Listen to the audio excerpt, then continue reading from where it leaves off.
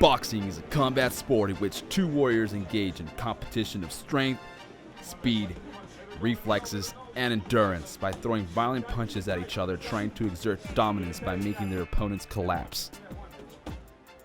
This type of sport can be exciting for both the spectators and the fighters, but this type of brutal punishment takes an even bigger toll on the human body than you would expect.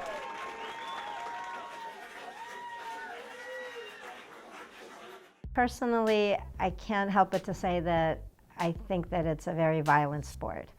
The whole idea of hitting somebody in the head with a big glove that's not exactly soft and watching the little liquid droplets fly to the sides, whether it's blood or sweat, it's very violent to me. It's hard to watch someone getting whacked in the head. I don't have as much problem, seeing someone take blows to the body or to the back. But there's something about getting hit in the head and in the face that is really, really disturbing to me. The thing I do the most for boxing is I'm trying to stay safe. It is a sport of, hit or be hit, but if you're in there with your hands up, you're in there training for the conditioning that somebody's gonna be in there to hit you, you'll be fine. If you're in there hands up, chin down, why would you get hurt? If you're out there chin up, tired, you're gonna get hurt. But if you're in there, pop, doing your thing, keeping it sharp, I don't see too much concern about it.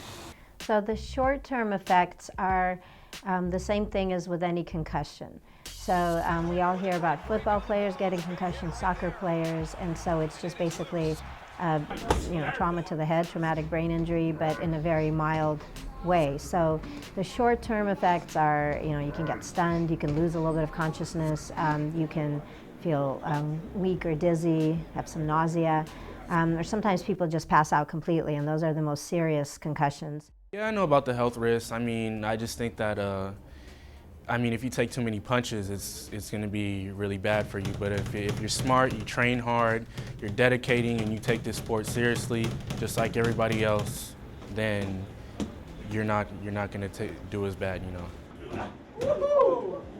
When short-term effects build up on the fighter's health, long-term problems are projected to soon increase in a devastating way.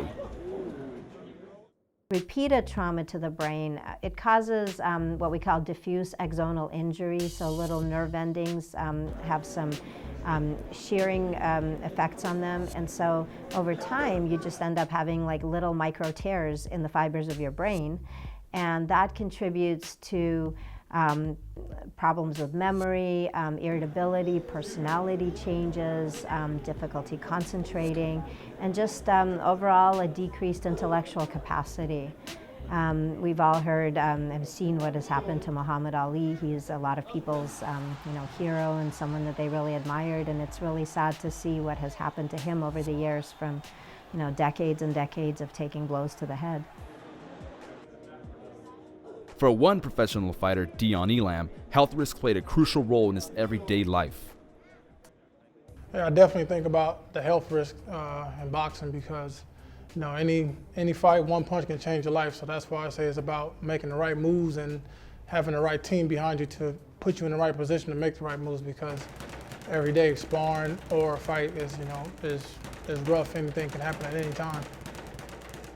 About Dion Elam and his choice to fight as a way to support himself and to support his daughter, to try to get himself out of a bad situation, potentially being involved with gangs, and how do I feel about that?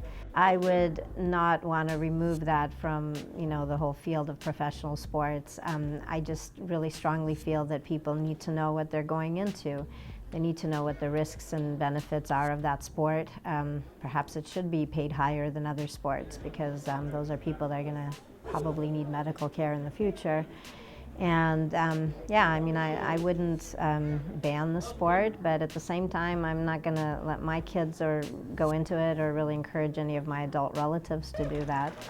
But I respect the people who are making that choice. You certainly wouldn't want to limit them with their own choices, but you want them to know what they're getting themselves into.